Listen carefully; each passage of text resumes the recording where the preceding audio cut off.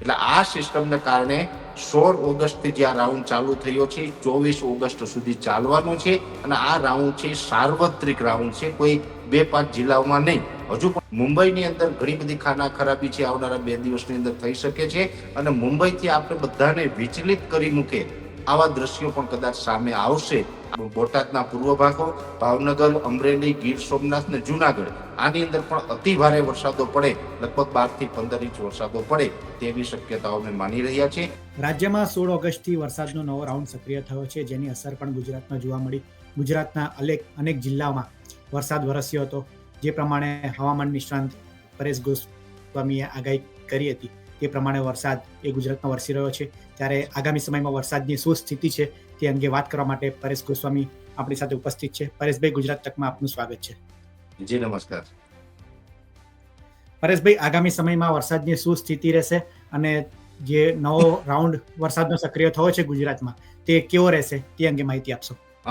પૂર્વિનભાઈ, જોવા જઈએ તો આમ તો 1 થી 15 ઓગસ્ટમાં આપણે વરસાદી ખેંચ હતી, એટલે કે વરસાદ કોઈ એક્ટિવિટી જોવા ન મળી હતી. અરબ સાગર અને બંગાળની ખાડી બંને નિષ્ક્રિય થઈ ચૂક્યા હતા, પણ ફરીથી હવે બંગાળની ખાડી સક્રિય થઈ છે. બંગાળની ખાડીમાં એક પછી એક સિસ્ટમો બનવાનું ચાલુ થયું છે. જોકે અત્યારે હવે અરબ સાગર પણ સક્રિય છે, પણ અરબ સાગરમાં અત્યારે કોઈ સિસ્ટમ નથી બની રહી. સિસ્ટમો છે એ બંગાળની ખાડીમાં બની રહી છે. હવે એમાંથી એક સિસ્ટમ છે એ લગભગ છેલ્લા 4-5 દિવસથી એ સિસ્ટમ છે એ સક્રિય થઈ છે અને અત્યારે એ સિસ્ટમ છે એનો જે ટ્રેક છે ઉત્તર પશ્ચિમ દિશાનો છે. હવે મહત્વની વાત એ છે કે સામાન્ય રીતે જે ચોમાસુ ધરી હોય છે, જે ઓગસ્ટ મહિનામાં શરૂઆતના દિવસોમાં જે ચોમાસુ ધરી છે એ ઉત્તરની તરફ ખસી ગઈ હતી. એટલે જે ચોમાસુ ધરી હોય છે એ સામાન્ય રીતે પૂર્વથી પશ્ચિમમાં પસાર થતી હોય છે અને જ્યારે એ ચોમાસુ ધરી છે વધારે પડતા ઉત્તર તરફ ખસી જાય ત્યારે ગુજરાતમાં વરસાદી એક્ટિવિટી જોવા મળતી નથી. જ્યારે પાછી દક્ષિણ તરફ નીચે આવે છે ત્યારે આપણે વરસાદી એક્ટિવિટી જોવા મળે. જો એ રાજસ્થાન સુધી પણ પહોંચી જાય તો પણ ગુજરાતમાં સારા વરસાદો નોંધાતા હોય છે.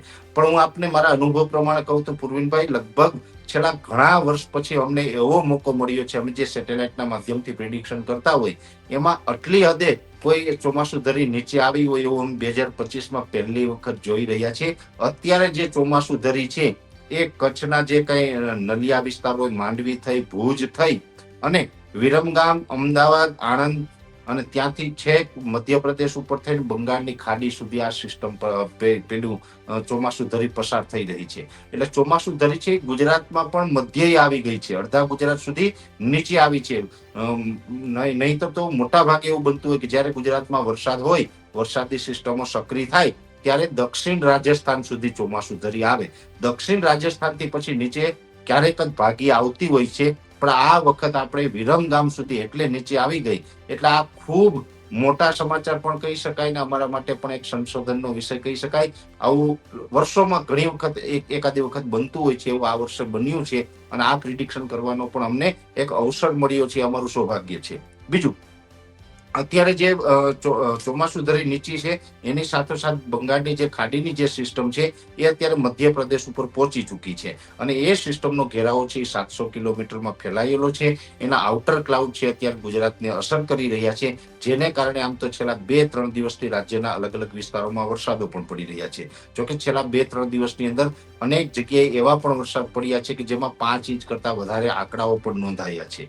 પણ આ જે વરસાદ છે હજુ માત્ર શરૂઆત ગણી શકાય. સિસ્ટમ હજુ મધ્યપ્રદેશ ઉપર છે, હજુ ગુજરાત ઉપરથી સિસ્ટમ પસાર થશે. લગભગ આવનારા 24 કલાકની અંદર આ સિસ્ટમ છે એ મહારાષ્ટ્ર સુધી પહોંચી જશે અને મહારાષ્ટ્ર સુધી પહોંચે ત્યારે વધુ મજબૂત બનશે. આ સિસ્ટમ છે બંગાળની ખાડીમાંથી જ્યારે બની અને જે ઉત્તર પશ્ચિમ દિશામાં મૂવમેન્ટ કરવાનું ચાલુ કર્યું ત્યારે સાયક્લોનિક સર્ક્યુલેશન હતું એ ધીમે ધીમે મજબૂત થઈને અત્યારે લો પ્રેશરમાં કન્વર્ટ થઈ ચૂકી છે અને હવે મહારાષ્ટ્ર ઉપર આવશે એટલે એનો જે શિયર ઝોન હોય છે એ અરબ સાગર સુધી લંબાશે અને અરબ સાગર પણ અત્યારે સક્રિય છે એટલે અરબ સાગરમાંથી પૂરતી એનર્જી મળશે એટલે મહારાષ્ટ્ર ઉપર આવીને આ સિસ્ટમ વધુ મજબૂત બની અને લો પ્રેશરમાંથી વેલમાર્ક લો પ્રેશર બની જશે. એટલે આવનારા સમયમાં હજુ પણ રાજ્યની અંદર વધુ વરસાદની શક્યતાઓ છે. સિસ્ટમ છે એ અત્યારે 700 HPA લેવલે સક્રિય છે, જમીનથી 3 કિલોમીટરની ઊંચાઈએ. હવે આ જે સિસ્ટમ પસાર થવાની છે એ લગભગ આપણે મહારાષ્ટ્ર થઈ, દક્ષિણ ગુજરાતના ભાગો થઈ અને સૌરાષ્ટ્ર ઉપર થઈને પશ્ચિમ દિશામાં આગળ જશે. એટલે આ સિસ્ટમને કારણે 16 ઓગસ્ટથી જે આ રાઉન્ડ ચાલુ થયો છે 24 ઓગસ્ટ સુધી ચાલવાનો છે અને આ રાઉન્ડ છે સાર્વત્રિક રાઉન્ડ છે, કોઈ 2-5 જિલ્લાઓમાં નહીં. હજુ પણ ઘણા બધા મિત્રોને એવો સવાલ હશે કે વરસાદ ઘણી જગ્યાએ છે પણ અમારા વિસ્તારમાં નથી. ત્યારે હું ચોક્કસથી જણાવી દઉં કે અત્યારે સિસ્ટમ હજુ ગુજરાતથી ઘણી દૂર છે.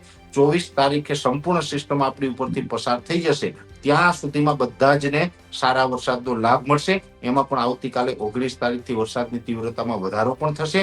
પણ મહત્વના અને એક મોટા સમાચાર એ છે, હું ગુજરાત તકના માધ્યમથી કહેવા માંગુ છું કે હવે આવનારા 2 દિવસ છે તે મુંબઈ માટે ખૂબ ભયાનક હશે. અત્યારે જે ટ્રેક ઉપર સિસ્ટમ આવી રહી છે અને આ સિસ્ટમમાં મહત્વનું એ છે કે આનો જે શિયર ઝોન છે મુંબઈના રસ્તે અરબ સાગર સુધી લંબાઈ રહ્યો છે અને ચોમાસું ધરી ખૂબ નીચી આવી છે, જેને કારણે આવનારા 2 દિવસ સુધી મુંબઈની અંદર અતિ ભારેથી પણ વધારે કોઈ શબ્દ વાપરવો હોય તો વાપરવામાં કશું જ ખોટું નથી. આ કોઈ ડરવાની વાત નથી આની અંદર, પણ સાવચેતી રાખવાની ચોક્કસથી વાત છે. મુંબઈની અંદર ઘણી બધી ખાના ખરાબી છે આવનારા 2 દિવસની અંદર થઈ શકે છે અને મુંબઈથી આપણે બધાને વિચલિત કરી મૂકે આવા દ્રશ્યો પણ કદાચ સામે આવશે. આવી અતિવૃષ્ટિના વરસાદો છે એ આવનારા 2 દિવસ સુધી મુંબઈની અંદર જોવા મળે તેવી પૂરેપૂરી શક્યતાઓ અમને અત્યારે લાગી રહી છે. પૂર્વિનભાઈ, હવે બીજી વાત કરું કે જે આપણી ગુજરાતની વાત છે તો ગુજરાતમાં પણ ઘણી જગ્યાએ ખૂબ સારા વરસાદો જોવા મળશે. હવે આ જે સિસ્ટમ પસાર થવાની છે ગુજરાત ઉપર એટલે સાર્વત્રિક વરસાદો થવાના છે, પણ આના જે સ્ટ્રોંગ પાર્ટ હોય છે એ જે વિસ્તારોમાંથી પસાર થશે ત્યાં થોડીક વરસાદની તીવ્રતા વધારે હશે, એટલે કે 12 થી લઈને 15 ઇંચ સુધીના વરસાદો છે એ પણ નોંધાશે. હવે એવા કયા વિસ્તાર છે એ વિસ્તારની વાત કરવા જઈએ તો દક્ષિણ ગુજરાતને એમાં પણ સુરત, વલસાડ, ડાંગ, નવસારી, વાપી અને બિલીમોરા જેવા વિસ્તાર એની અંદર કદાચ 12 ઇંચ કરતા વધારે વરસાદ વરસી શકે છે. એ પછી હશે સૌરાષ્ટ્ર. તો સૌરાષ્ટ્રની અંદર બોટાદના પૂર્વ ભાગો, ભાવનગર, અમરેલી, ગીર સોમનાથ ને જુનાગઢ આની અંદર પણ અતિ ભારે વરસાદો પડે, લગભગ 12 થી 15 ઇંચ વરસાદો પડે તેવી શક્યતાઓ અમે માની રહ્યા છે. એ પછી બીજા નંબર ઉપર કોઈ સેન્ટર હશે તો એ હશે પશ્ચિમ સૌરાષ્ટ્ર. પશ્ચિમ સૌરાષ્ટ્રની અંદર દ્વારકા, જામનગર અને પોરબંદર એમાં પણ લગભગ 8-10 ઇંચ સુધીના વરસાદો સંભવ છે. એ પછી કચ્છના વિસ્તાર છે, કચ્છમાં 1 થી 3 ઇંચ સુધીના કે વધીને 4 ઇંચ સુધીના વરસાદો કચ્છમાં નોંધાઈ શકે છે. એટલે કચ્છમાં એકંદરે સામાન્ય સ્થિતિ હશે, બહુ અતિ વરસાદની શક્યતાઓ ત્યાં નથી. ઉત્તર ગુજરાતની જ્યાં સુધી વાત છે તો ઉત્તર ગુજરાતના તમામ જિલ્લા વાવથરા, બનાસકાંઠા, સાબરકાંઠા, અરવલ્લી, પાટણ અને મહેસાણા આ તમામ વિસ્તારોની અંદર લગભગ 3-4 ઇંચ સુધીના વરસાદો વધીને આઇસોલેટેડ વિસ્તારમાં 5 ઇંચ સુધી થઈ શકે, પણ નોર્મલ કહી શકાય કે આને અતિ ભારે ન કહી શકાય એ પ્રકારના વરસાદો છે એ 24 તારીખ સુધીમાં ઉત્તર ગુજરાતમાં પણ સંભવ છે. મધ્ય ગુજરાતની અંદર વિરમગામ, અમદાવાદ, ગાંધીનગર, કપડવંજ, આણંદ, નડિયાદ, વડોદરા આ જે તમામ વિસ્તારો છે એમાં પણ લગભગ 3-4 ઇંચની આસપાસના વરસાદો પડે તેવું એક અનુમાન છે. મધ્યપ્રદેશ બોર્ડર લાગુ વિસ્તારમાં મહીસાગર, દાહોદ, ગોધરા, છોટાઉદેપુર છે એમાં કદાચ એવું બનશે કે 4-5 ઇંચ સુધીના વરસાદો પડે, પણ 1-2 તાલુકા એવા પણ બની શકે કે ત્યાં 5 ઇંચ કરતા વધારે એટલે કે 6-7 ઇંચ સુધી વરસાદ જઈ શકે છે. પણ ઓલ ઓવર ગુજરાતમાં જે આ વરસાદની સંભાવનાઓ છે આમ તો લગભગ આપણે તમામ જિલ્લાઓ વિશેની ચર્ચા કરી ચૂક્યા છે પૂર્વિનભાઈ, પણ ફરીથી આપને કહું કે દક્ષિણ ગુજરાત અને સૌરાષ્ટ્રના જે મેં આપને જિલ્લાઓ જણાવ્યા તેમાં થોડીક વરસાદની તીવ્રતા વધારે જોવા મળે અને આમાં થંડરસ્ટોર્મ એક્ટિવિટી પણ થશે. થંડરસ્ટોર્મ એટલે કે જ્યારે અમુક વિસ્તારોમાં વરસાદો પડતા હશે ત્યારે ગાજવીજનું પ્રમાણ છે એ પણ વધુ જોવા મળે તેવી શક્યતા હાલ અમને દેખાઈ રહી છે. પરેશભાઈ, એક સવાલ પૂછી લઉં કે આ વરસાદનો જે નવો રાઉન્ડ છે તે ખેડૂતો માટે ફાયદાકારક રહેશે કે અતિવૃષ્ટિના કારણે નુકસાનકારક, પાકમાં નુકસાન થઈ શકે તેવું ખરો? પૂર્વિનભાઈ, આમ તો ફાયદા અને ગેરફાયદા બંને વસ્તુ હોય છે, પણ જો કે વરસાદ આવે તો એક ખેડૂતોની જૂની કહાવત છે કે દુષ્કાળની નુકસાની કરતા અતિવૃષ્ટિની નુકસાની સારી, કે અંતે પાણી થશે તો બધું જ સારું છે, પછી તો કાંઈક મેળવવા માટે કાંઈક ગુમાવવું પડતું હોય, પણ પાણી હશે તો બધાનું ભલું થશે. એટલે આ જે વરસાદી રાઉન્ડ આવી રહ્યો છે એમાં અમુક જે દરિયાઈ કાંઠાના પટ્ટા છે જેમ કે સૌરાષ્ટ્રનો ઘેર પંથક હોય, ત્યાર પછી આપણે મધ્ય ગુજરાત પાસે જે ભાલ વિસ્તાર આવેલો છે, જંબુસર, વાગરા અને એ વિસ્તાર જે છે અમુક વિસ્તારોમાં નુકસાની પણ જતી હોય છે. પણ એ સિવાય પણ ગુજરાતમાં ઘણા બધા વિસ્તાર છે કે ત્યાં અતિવૃષ્ટિને કારણે નુકસાની જાય.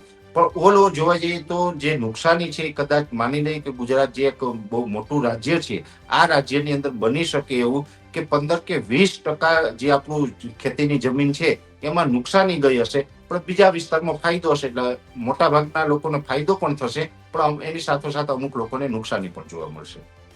પરેશભાઈ, આપનો આભાર. વ્યસ્તતાની વચ્ચે પણ આપ અમારી સાથે જોડાયા તે બદલ.